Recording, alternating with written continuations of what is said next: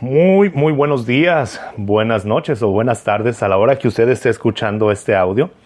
Qué maravilla, qué bendición de parte de Dios poder estar con ustedes una vez más y seguir comentando este maravilloso libro que sin lugar a dudas nos está confrontando, nos está llevando a un punto en el cual podemos reflexionar acerca de la vida que tenemos en Cristo. La vida que el Evangelio nos da y lo que la palabra de Dios nos muestra, nos enseña y la manera en la cual Dios ha planeado que disfrutemos nuestra estancia aquí en la tierra. Necesitamos conocer el poder, la gracia de Dios, depender de la gracia de Dios y disfrutar a cada momento de lo que el Señor nos da. Siguiendo con la lectura de este libro, Matar la Kriptonita, cuyo subtítulo es Destruye lo que roba tu fuerza, escrito por el pastor John Bevere, estamos entrando a la sección número 3. Esta sección número 3, el título o que lleva la sección número 3 es Efectos de la Kriptonita. La primera sección hablamos del poder de uno. La segunda sección estuvimos hablando la manera en la cual se identifica la kriptonita. Y hoy en la sección número 3 estaremos hablando del efecto de la kriptonita. Los capítulos que vamos a estudiar es el capítulo 15, 16, 17, 18, 19 y el capítulo 20 de este libro. Terminamos con el capítulo 21 de esta sección número 3. Permíteme leerte los títulos de los capítulos porque están muy interesantes. Y creo que es algo que tristemente en este tiempo casi no escuchamos. Estamos viviendo quizá en una época donde queremos que todos nos digan lo bien que estamos y como que aquellas cosas que nos perjudican no deseamos que se toquen. Sin embargo, la palabra de Dios es muy clara y nos habla que somos propensos, todos somos propensos a ser esclavos del pecado. Por la sangre de Cristo, tú y yo que hemos creído en el Señor o cuando nos rendimos nuestra voluntad y todo lo que somos al Señor, entonces empezamos a disfrutar de la libertad. El pecado ya no tiene control sobre nosotros, pero seguimos siendo tentados y nuestra naturaleza pecaminosa sigue siendo propensa o se inclina a practicar cosas, a pensar o simplemente a dejar de depender de Dios. Que el pecado no solamente es lo que hacemos, sino el pecado principal es cuando dejamos de creer en Dios. Pero me gustaría empezar con esto, lo que dice el pastor John. El primer capítulo que vamos a estudiar se llama La fuerza del pecado. Es la parte 1. El capítulo 16 es La fuerza del pecado, parte 2. Empezamos en la página 149. Si tú tienes el libro y te gustaría ir comentando o leyendo juntamente conmigo, estamos en la página 149, es donde vamos a iniciar. El capítulo 17 es Equivocado. El capítulo 18 realmente es un capítulo muy atractivo, el título y el contenido de ese capítulo. El nombre del capítulo es Un Jesús Falso. Después, el lugar de inicio. Continuamos con el arrepentimiento y por último, el capítulo 21 cierra la tercera sección que es Efectos de la Kriptonita con el capítulo Los Tres Reyes. Un buen escritor y creo que alguien que impacta, pues definitivamente el contenido que él escribe, que él plasma en las hojas, en las páginas y que se vuelve en un pensamiento para cada uno de nosotros, es sin lugar a dudas una virtud. Pero el definir los capítulos, los nombres de ellos, el nombre de un libro, sin lugar a dudas también tiene que llamar la atención. Y creo yo que todo lo que vamos a ver es muy llamativo. E iniciamos entonces en el capítulo 15. Iniciamos en el capítulo 15 lo que es el título La fuerza del pecado. Esto es un tema tan interesante que sin lugar a dudas el escritor y el pastor John Bevere lo dividió en dos. Ahorita que estemos o en un momento, me salió lo mexicano, ahorita que estemos estudiando vamos a poder conocer y descubrir a profundidad este tema. El versículo que él usa, el pastor John, se encuentra en Génesis capítulo 4, versículo 7, cuando Caín fue advertido de parte de Dios y dice, ten cuidado, el pecado está a la puerta. Está al acecho y ansioso por controlarte, pero tú debes dominarlo y ser su amo. El mismo escenario que encontramos entre Caín y Abel pudiera ser el mismo escenario que nosotros estamos enfrentando. Pero Dios le da una pauta y creo que Dios le da esta veracidad y creo que Dios nos da una pista y le dice la verdad a Caín, cómo actúa el pecado. El pastor John dice de esta manera en el primer párrafo del capítulo 15, el pecado nos desea. ¿Por qué? Porque el pecado quiere esclavizarnos y controlarnos para poder expresarse. El pecado es un enemigo engañoso, seductor y poderoso. En este tiempo creo que se ha minimizado el poder del pecado y creemos que podemos dominarlo y creemos que podemos coquetear con él y creemos que podemos tolerarlo porque siempre se va a presentar de una manera engañosa y seductor. Siempre se va a mostrar de una manera como si tú lo estuvieras controlando. Tristemente, todas las adicciones, todos los pecados y todos los problemas que enfrentas con el pecado iniciaron creyendo o haciéndote creer que tú lo podías controlar. Y al final de cuentas terminas sin poder controlarlo. Él te controla. Me encanta esto que escribe el pastor John Bevere, cómo el pecado nos desea y cómo el pecado quiere esclavizarnos y controlarnos. Esto es algo que debemos y en lo cual debemos de prestar atención. Entonces, haciendo referencia a lo que dice Dios a Caín, tú debes de dominarlo. ¿Cómo dominamos el pecado? Y el pastor John dice de esto, la respuesta es mediante la obediencia a la voluntad, a la palabra y a los caminos de Dios. No es atacar al pecado con nuestras fuerzas, no es buscar estrategias humanas para pagar o acabar con el pecado. La única solución para acabar con el pecado y la influencia sobre nuestra vida es obedeciendo la voluntad, la palabra y los caminos de Dios. Esta frase del pastor John Bevere me encanta. La obediencia genuina le cierra la puerta al deseo del pecado. La obediencia genuina. Necesitamos ser obedientes genuinamente, no por imposición, no por obligación, no por miedo.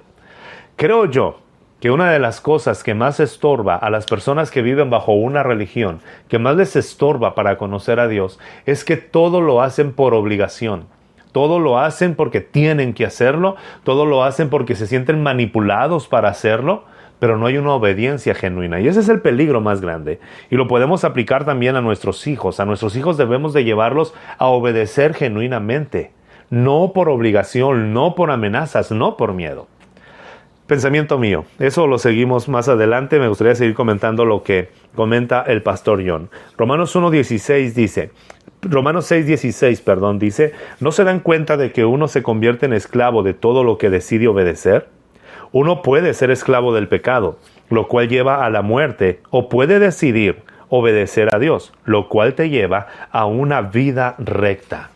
Esta es la capacidad que Dios nos ha dado como seres humanos. ¿A quién vamos a obedecer? Pero tenemos que estar conscientes que a quien obedezcamos nos vamos a volver esclavos de ellos. Hebreos 12:28 dice, tengamos gratitud y mediante ella sirvamos a Dios, agradándole con temor y reverencia. Dios nos da a todos la capacidad de escoger y Él no anulará. Esto es algo que debemos de estar muy conscientes. Dios no anulará nuestras decisiones. Muchas veces nosotros pensamos que yo voy a decidir algo malo y mágicamente lo que Dios debería de hacer es evitarme hacer eso. Es por eso cuando vemos que Adán y Eva pecaron, es por eso cuando vemos a Caín, cuando mata a su hermano Abel, Dios no intervino y decimos, ¿por qué Dios no lo hizo? Porque tú y yo tenemos la capacidad de elegir. Eso es algo que debemos de prestar bastante atención. Concuerdo bastante con lo que dice el pastor John. Dios da a todos la capacidad de escoger y Él no anulará nuestras decisiones. Lo acabamos de leer en Romanos capítulo 6, versículo 16, lo que nosotros podemos encontrar, la verdad que el Señor nos pone en las manos y la manera en la cual tú y yo pudiéramos avanzar seguros y confiados de lo que el Señor tiene para nuestra vida. No podemos hacer por un lado nuestras decisiones y no podemos hacer por un lado las consecuencias de esas decisiones. Creo que de la misma forma en la que Dios no anula nuestra decisión, tampoco anula los resultados de esa decisión. Seguimos, y lo que hace John Bevere es usar varias citas bíblicas. Creo que esto es algo que a mí me encanta de este libro. Usa muchas citas bíblicas Cada pensamiento viene respaldando. De hecho, en esto que estamos leyendo, John Bevere usa Hebreos 12:28, segunda de Pedro 1 del 2 al 3, Santiago 2:8, Romanos 8:7, Hebreos 8:10, Gálatas 6:2, Santiago 2:12, primera de Corintios 15:56. Y creo que cualquier libro, la verdad, cualquier libro que te lleve a estudiar la palabra de Dios, a confrontar la palabra de Dios, a disfrutar la palabra de Dios, es un libro que debemos de tomar en cuenta. Claro, también hay libros que usan mucha Biblia y que están completamente alejados de lo que el Señor nos dice, ¿verdad? Pero tenemos en mente lo que el Señor nos da a través de escritores como este escritor. Sigo otra frase que me encanta, lo que dice John Bevere en el capítulo 15. Él dice: ¿qué tipo de ley identifican estas frases? Por ejemplo, esta frase: no debería ver esta película porque contiene desnudos y groserías. O tengo que diezmar. O no debería mirar la casa de mujer. No debería de mirar a esa mujer que lleva la ropa muy ajustada. O no debería. ¿Qué tipo de ley identifica estas frases? Unas personas o una persona que dice esas cosas u otras parecidas es alguien que está restringido por la palabra de Dios, en lugar de que la palabra de Dios sea su delicia. Volvemos al punto que decíamos hace un momento: la obediencia voluntaria o la obediencia genuina hace ver la palabra de Dios como un deleite. No te hace ver la palabra de Dios como una cuerda que te ata, sino más bien como un cerco que te protege. Algo en lo cual tú te deleitas. Cuando nosotros estamos manejando el debería, entonces nos empieza a denotar, o podemos darnos cuenta que no hemos conocido el propósito, el plan o el corazón de la palabra de Dios. Cuando la palabra de Dios es nuestro deleite, obedecemos a Dios con una obediencia genuina porque le amamos, no le tememos. Eso es algo sumamente interesante. Después John Bevere usa la escritura de Números capítulo 22, cuando aquel profeta llamado Balaam va y maldice al pueblo de Dios, y cómo estos encuentros se empiezan a dar. ¿Qué es lo que hace Balaam? Balaam tristemente hace pecar al pueblo. No podía maldecirlo, entonces conduce al pueblo para que ellos empiecen a desviar su mirada y se den cuenta los enemigos de ellos, cómo los pueden manipular. Y tristemente fue a través del pecado sexual como ellos empezaron a caer. Primera de Corintios 6, del 9 al 10 dice: ¿no se dan cuenta de los que hacen lo malo no heredarán el reino de Dios? No se engañen a sí mismos. Los que se entregan al pecado sexual o rinden culto a ídolos o cometen adulterio o son prostitutos o practican la homosexualidad o son ladrones o avaros o borrachos o insultan o estafan a la gente, ninguno de esos heredará el reino de Dios. ¿Cómo está el corazón? ¿De dónde viene? Primera de Corintios 6, del 9 al 10. Esto es lo que dice. De alguna manera, Balaam conocía la debilidad del pueblo y lo llevó a pecar. Y el pecado lo llevó a destituir una relación con Dios. Tenemos que tener mucho cuidado nosotros. Ahora, esto que está escrito, como lo está escrito en 1 Corintios 6, no es una pauta para que tú y yo juzguemos y condenemos a las personas que tienen muchas veces el pecado evidente. Muchas veces nosotros también estamos cuidando la apariencia, pero a veces tu corazón puede estar desviado de estar agradando a Dios y lo estamos haciendo o estás viviendo solamente por obligación. Y al final de cuentas eso también es desagradable delante del Señor. Lo que me hace evitar el pecado y el control del pecado sobre mi vida, vuelvo a decir lo que dice John Bevere, es la obediencia genuina. Entonces, dice John Bevere, siguiendo en el capítulo, el diablo no puede hacer que un creyente haga nada. El diablo no te puede obligar a hacer algo. El diablo no va a poder tomar control de tu pensamiento, de tu vida. El diablo no va a poder tomar control de tus sentimientos o pensamientos y hacerlo. Yo creo que la evidencia de la inmadurez cristiana es cuando nosotros culpamos al diablo. Es que él me hizo que lo hiciera. Escucha, el diablo es muy astuto. Lo mismo que hizo Balaam. Balaam no hizo pecar al pueblo. Balaam indujo y les dijo de qué manera podían hacerlo. Esto es algo sumamente interesante para tocar. Pero no puedes ser seducido. Eso es la otra verdad que dice el pastor John. No puedes ser seducido por algo que tú no deseas. Satanás nos seduce con lo que nosotros deseamos. Es por eso importante cuidar nuestro corazón. Es por eso que nosotros tenemos que cuidar nuestra vida. ¿Qué es lo que anhelamos? Santiago 1:1 dice, cuando alguien es tentado, no diga que es tentado por Dios, sino que cada uno es tentado cuando de su propia concupiscencia es atraído y seducido. Cuando de su propio deseo es atraído y seducido. Esto es lo que nosotros tenemos que hacer. Fíjate la respuesta que dice Balaam a Balac. Aunque Balac me diese su casa llena de plata y oro, yo no puedo traspasar la palabra de Jehová mi Dios para hacer alguna cosa chica ni grande. ¿Y qué es lo que hace Balaam? Provoca al pueblo, seduce al pueblo. Y de esta manera empieza una caída muy grave en el pueblo de Dios. Satanás no puede forzarte a hacer algo. De hecho, es el acusador de nuestras almas. Porque Satanás no te forza, no te obliga, te puede inducir, basándose en los anhelos y deseos que tú tienes. Y al final de cuentas, cuando tú caes, Él te acusa. Gracias a Dios tenemos a Cristo en el cielo que intercede por nosotros. Pero debemos de cuidar mucho esto y de tener mucho cuidado. El pecado es engañoso, es fuerte, es poderoso. No podemos jugar con él. Muchos creyentes necesitan oír este mensaje de esperanza, dice el pastor John, y te transmito este mensaje. Puedes ser realmente libre del poder del pecado. Este es el mensaje más grande de esperanza. Puedes ser realmente libre del poder del pecado. ¡Wow! Esta es la maravilla más grande. Vamos al capítulo 16, la fuerza del pecado, la segunda parte. Sigamos trabajando, dice John, donde lo dejamos en el capítulo anterior con el profeta Balaam.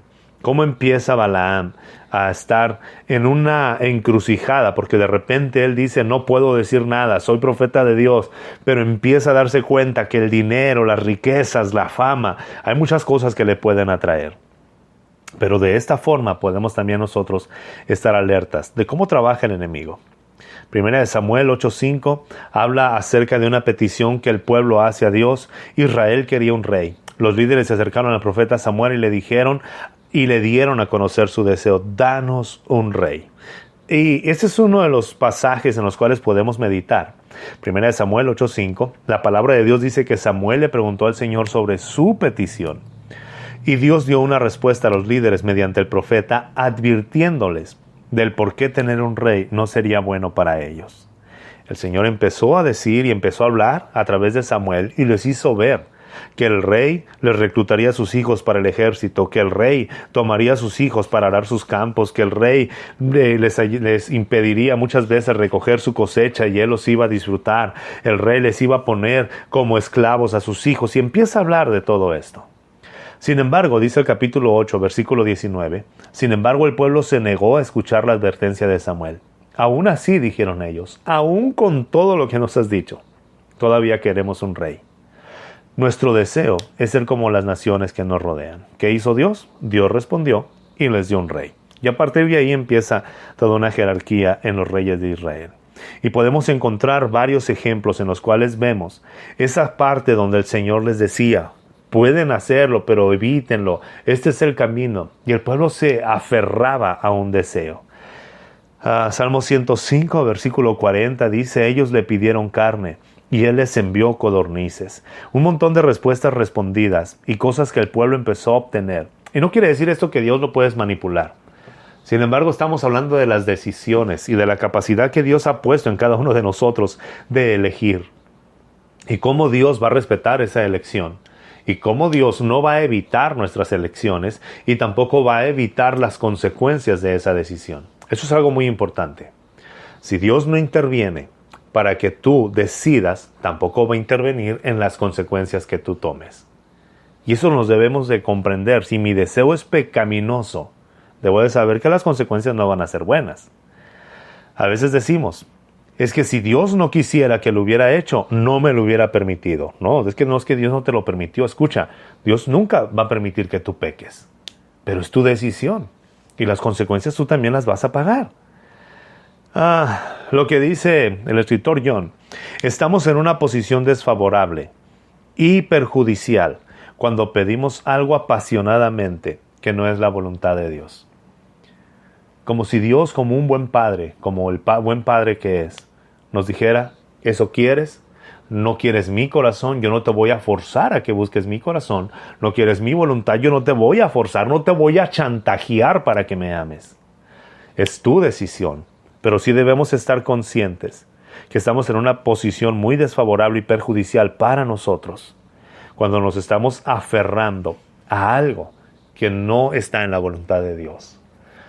Y si tú sigues leyendo Números 22, lo que estamos leyendo acerca de Balaam, todos conocemos, o si no habías escuchado el pasaje, Balaam se va con estos hombres a buscar riquezas y todas las promesas, y él no puede ver al ángel de Dios que está parado frente a ellos, pero la burra en la que él va montado habla, porque él está azotando a su bestia de carga, porque no quiere avanzar, porque ella tiene miedo de ver al ángel, pero el Señor le dice, si no hubiera sido por esta burra, yo ya te hubiera destruido.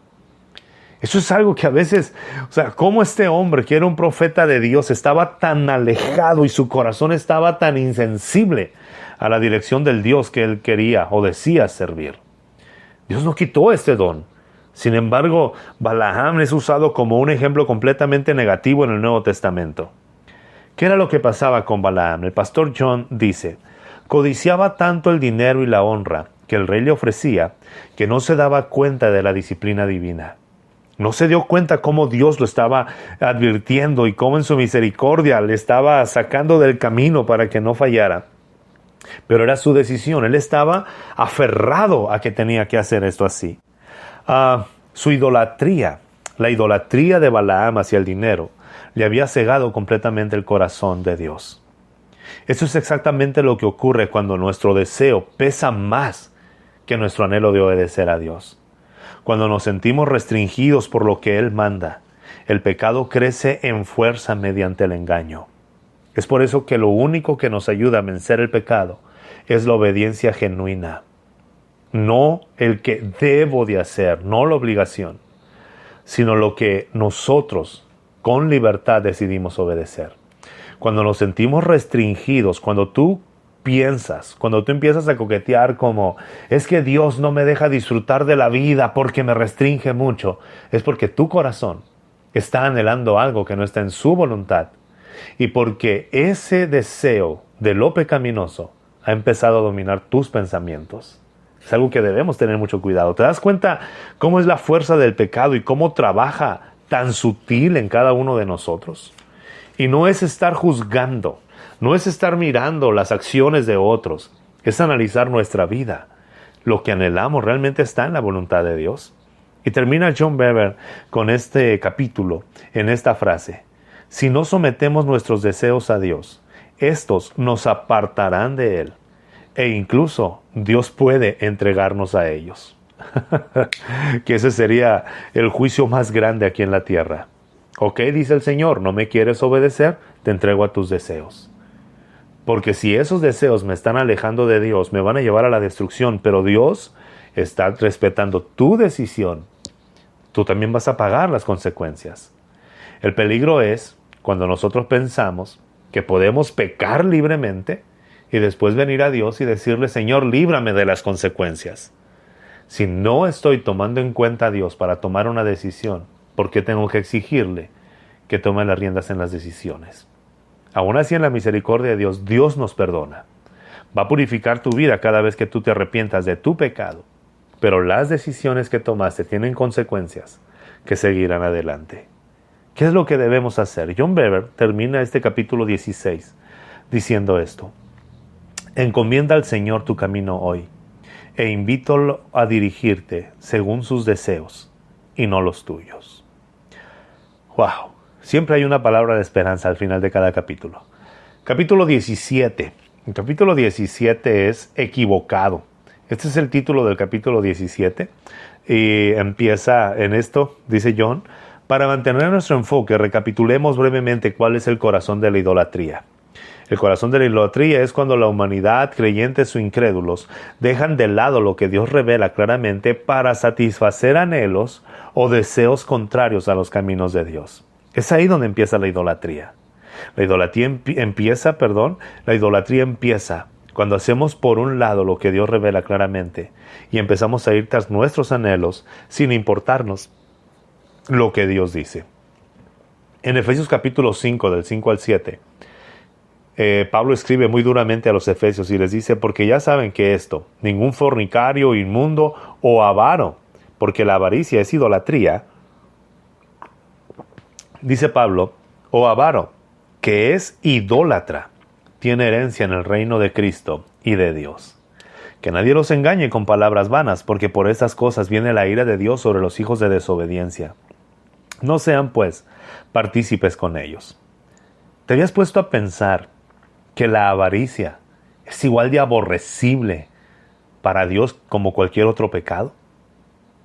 Sin embargo, a veces nosotros pensamos que no, es que yo tengo que guardar mi dinero y cómo voy a compartir con alguien más, o es que... Y empezamos a darnos cuenta que nuestra avaricia es un ídolo en el corazón. Dice John, la idolatría debería verse como un veneno que mata lentamente. No podemos permitirnos coquetear con él. No se puede. No puedes estar coqueteando con el veneno que te ofrece el pecado, porque tarde o temprano te va a matar. No hay otra respuesta. Usa también Ezequiel capítulo 14, versículo 2 al 3, el pastor, y dice: y vino mi palabra de Jehová diciendo: hijo de hombre, estos hombres han puesto sus ídolos en su corazón y han establecido el tropiezo de su maldad delante de su rostro. ¿Acaso he de ser yo en modo alguno consultado por ellos? Debemos de tener bastante cuidado en todo lo que nosotros estamos poniendo en nuestro corazón. Si no, estaremos equivocados todo el tiempo. ¿Qué es lo que está dominando tu pensamiento? ¿Cuál es tu último pensamiento al dormir y tu primer pensamiento en la mañana? Después nos vamos a Segunda de Crónicas, capítulo 18, cuando Josafat va a salir a la guerra y el rey Acab están preparándose, Josafat de rey de Judá, Acab de Israel, y entonces el rey Josafat pide que venga un profeta, porque todos los profetas pagados por el rey Acab le estaban profetizando bien, pero él pide un profeta. Y solamente viene uno, que dice la palabra de Dios, que viene y habla con toda libertad y con toda la verdad que el Señor le había dicho. Entonces, de esta manera, y es interesante si vas al capítulo 18 de Segunda de Crónicas, como Josafat dice: ¿y no hay un profeta de verdad aquí? ¿Hay algún profeta de Dios al que podamos consultar? Y Micaías es este profeta. Micaías era distinto a los demás porque no quería un gran seguimiento ni nada de Acab. Micaías temía a Dios más que al hombre y deseaba la aprobación de Dios más que el éxito. Necesitamos profetas así en este tiempo. Hombres que denuncian el pecado, no al gobierno, sino hombres que denuncian el pecado a los encumbrados religiosamente. Ese es un profeta. Todos los mensajes concordaban y eran confirmaciones de que todo iba a salir bien. Había más de 400 profetas diciéndole al rey: todo va a estar bien, todo va a estar bien, todo va a estar bien. Sí, ¿sabes qué pasaba? Confirmaban los deseos exactos del corazón de Acab y hablaban directamente a su deseo de ganancia. Es decir, esos falsos profetas solamente levantaban los deseos pecaminosos que estaban en el corazón de Acab. Eso es peligroso. Hoy en este tiempo estamos escuchando falsos profetas donde quiera, que lo único que dicen es establecer, fundamentar o basar sus predicaciones en los deseos pecaminosos que hay en los corazones de quienes los escuchan. Ese es el peligro más grande al que se está enfrentando hoy la iglesia. Usted y yo debemos de tener mucho cuidado. ¿Por qué? Porque un falso profeta siempre va a hablar al anhelo de nuestro corazón, aunque esté alejado de Dios. Eso es lo que dice el pastor. Es posible esconderse de un hombre, pero nunca te puedes esconder de Dios. Nuestra vida debe de girar en torno a lo que Dios dice y poder avanzar bajo lo que Él nos ha establecido. ¿Qué te parece hasta aquí? Si gusta poner un comentario, si gustas decir algo, la verdad va a ser una gran bendición poder escucharte y poder saber de dónde nos escuchas, dónde estamos, y poder conocer de cierta manera cada parte que haya impactado tu vida. Estamos muy contentos. Seguimos de verdad con este espacio que Dios nos permite tener, ¿verdad? Te invito entonces a que vayas conmigo, si tienes el libro, en la página 175, y si no, no te preocupes. Estamos en el capítulo número 18, el Jesús falso. Este capítulo, la verdad, es muy atractivo. Y dice el pastor John, ¿estás pensando un Jesús falso? ¿De qué se trata esto? Este capítulo contiene el sutil elemento clave que atrae a los creyentes a la idolatría. Cubrir este aspecto nos ayudará a descifrar el misterio de por qué tantas personas en el cristianismo moderno caen presa fácil de la kriptonita espiritual, la cual roba nuestra fortaleza como iglesia y como individuos. Éxodo capítulo 19, el versículo 3 y 4, usa en el último versículo esta frase: los he atraído a mí. Dice John, voy a leer rápidamente las frases que él establece en este capítulo. Es imposible tener una relación profunda y significativa con personas egocéntricas. Y aplica entre personas y aplica también de Dios hacia los hombres. Es imposible, nunca vas a poder tener una relación profunda con alguien que es egocéntrico. Y esto es lo que el Señor primero hace. Rompe nuestro ego para poder comunicarnos con Él y relacionarnos de una manera profunda e íntima. Esto es lo que nos debe de mover. Hay un deseo totalmente agradable de parte de Dios para que nosotros podamos comunicarnos con Él. Es por eso que es importante romper nuestro ego para poder comunicarnos íntimamente con el Señor. Cuando subió Moisés a recibir las tablas de la ley, estaba en el desierto y que tardó en bajar. Dice el capítulo 32, versículo 1 de Éxodo, que el pueblo le dijo a Aarón: levántate, haznos dioses que vayan delante de nosotros, porque a este Moisés, el varón que nos sacó de la tierra de Egipto, no sabemos qué le haya acontecido. Y Aarón empezó a levantar falsos dioses. Debemos de cuidar nuestro corazón. Y no solamente eso, sino el versículo 6 dice: entonces ellos dijeron, este es el día de fiesta para Yahvé. Qué triste es esto. Y ofrecieron holocaustos y ofrendas de paz, y se sentó el pueblo a comer y a beber. Levantaron un ídolo que ellos mismos habían construido, pero al mismo tiempo y en el mismo momento, ellos dicen, esta es una fiesta para Dios. Estaban construyendo un Dios y ellos mismos estaban diciendo que Dios estaba agradando de esto. Esto es lo que sucede muchas veces cuando nosotros estamos cegados por nuestros anhelos, nuestros deseos, y empezamos a inventar a un Jesús falso. Empezamos a inventar a un Jesús que no está en el Evangelio, pero que sí está en los anhelos de nuestro corazón. Es por eso que debemos de tener sumo cuidado en cómo nos relacionamos, a quién escuchamos y de qué manera nos estamos alimentando espiritualmente. John Bevere termina esto diciendo: es fácil para el mundo occidental decir que cree en Jesús. Sin embargo, gran parte de Occidente está hastiado del cristianismo porque hay poca diferencia entre los cristianos y el mundo. Los cristianos proclaman el nombre de Jesús y después dicen que honran a Dios mientras llevan una vida pecaminosa que Jesús claramente desaprueba.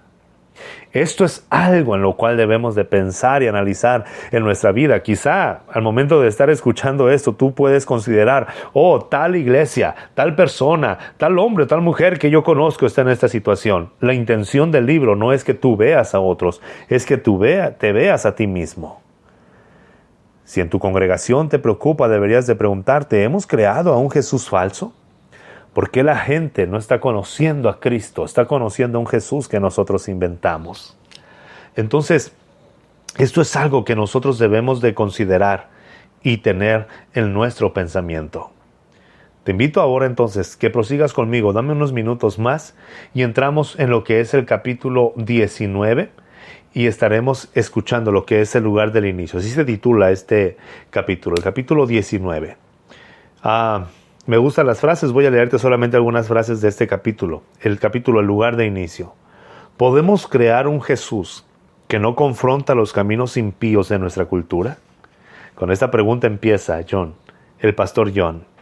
¿Podemos crear un Jesús que no confronta los pecados de nuestra cultura? Tristemente, sí se ha creado. Debido al falso Jesús que ha surgido de nuestra filosofía occidental del ministerio, el auténtico Salvador es cada vez más difícil de encontrar para el mundo perdido. Nos hemos conformado con tan solo un consejo parcial del Nuevo Testamento para encontrar nuestra definición de amor. ¿Qué es lo que nos mueve y realmente estamos apasionados por la palabra? La verdad, como dice el pastor John, el lugar de inicio para conocer a Dios es el arrepentimiento. Necesitamos arrepentirnos. ¿Por qué? Porque según lo que escribe John y basándose en la palabra de Dios, él nos dice esto: el arrepentimiento es obligatorio para convertirse en un hijo de Dios. No es opcional. Pero si nosotros hemos inventado a un Jesús que no confronta el pecado, entonces la gente va a pensar que no tiene de qué arrepentirse. Nadie puede tener una auténtica relación con Jesús sin empezar con un arrepentimiento genuino. Este es el mensaje del Evangelio. Este es el mensaje de la palabra. Esto es lo que nosotros encontramos. Esta es la base. No podemos volvernos a Dios sin arrepentimiento. Esto, mis amigos, es la gran verdad y es lo que necesitamos escuchar. Sí, hay personas que han lastimado a aquellos que tenían hambre de Dios por ser jueces, por condenar y por culpar sin necesidad de hacerlo. Pero esto no es una excusa para que dejemos de predicar la palabra fielmente. No es posible tener fe en el Señor Jesucristo a menos que haya primero un arrepentimiento de la desobediencia conocida a Dios. Son frases del pastor John. La siguiente frase dice: si insistimos en aferrarnos a partes limitadas de lo que el Nuevo Testamento ordena, entonces hemos creado un Jesús falso. Hemos sido engañados en nuestro corazón y nuestra fe es solo una imaginación y no la fe que nos lleva a la salvación. No te puedes casar con Jesús si sigues todavía en una relación con el mundo. Pasamos al capítulo 20. ¿Qué te parece si nos introducimos en este maravilloso capítulo? Arrepentimiento es el título de este capítulo. Cuando tú lees el Nuevo Testamento, te das cuenta que la gracia nos llena, nos abarca, nos cambia, nos transforma, solamente cuando nos arrepentimos. De hecho, tú crees en la gracia hasta que te arrepientes. Proverbios 23:7 dice: ¿cuál es el pensamiento del corazón del hombre? Así es él. La forma en la que percibimos la vida en lo más hondo de nuestro ser dicta nuestras acciones o respuestas, y esto es lo que nos define. Dice el pastor John, el arrepentimiento bíblico es volverse a Dios en todos los aspectos: pensamiento, sentimiento, acciones, fuerza, todo lo que somos. Ahora, ¿cuáles son las armas de Dios? Y me gusta lo que dice el pastor John Bevere en la página 198. Él dice: las armas de Dios son su palabra, su sabiduría y su consejo. Pero no solamente son las armas para que nosotros seamos confrontados, sino para que vivamos también en ellas. ¿Cuál es la causa y la deficiencia filosófica dentro de la iglesia? Dice el pastor: el legalismo podría ser la causa de que más personas se alejen de una verdadera relación con Dios que ninguna otra cosa. No es pensar en el libertinaje que el mundo nos ofrece, sino también en el legalismo muerto que nos ofrece la religión. Esto es un arma muy peligrosa. ¿Cómo podemos ofrecer salvación sin arrepentimiento? Si la Biblia claramente muestra que el arrepentimiento es necesario. El legalismo es creer que podemos agradar a Dios con nuestros propios estándares y poder establecer reglas para poder agradarle a Él, en lugar de someternos a sus reglas. ¿Cómo se conocerá el estándar del cielo si seguimos con nuestra falsa filosofía ministerial? Esto es algo que tenemos que hacer. El Señor les dijo a quienes acumulaban riquezas que dieran a los pobres. El Señor les dijo que a los que robaban dejaran de robar, que los que intimidaban que dejaran de intimidar, y a los trabajadores que estuvieran satisfechos con sus salarios. Ese es el mensaje de Juan el Bautista en Lucas capítulo 3 del 10 al 14.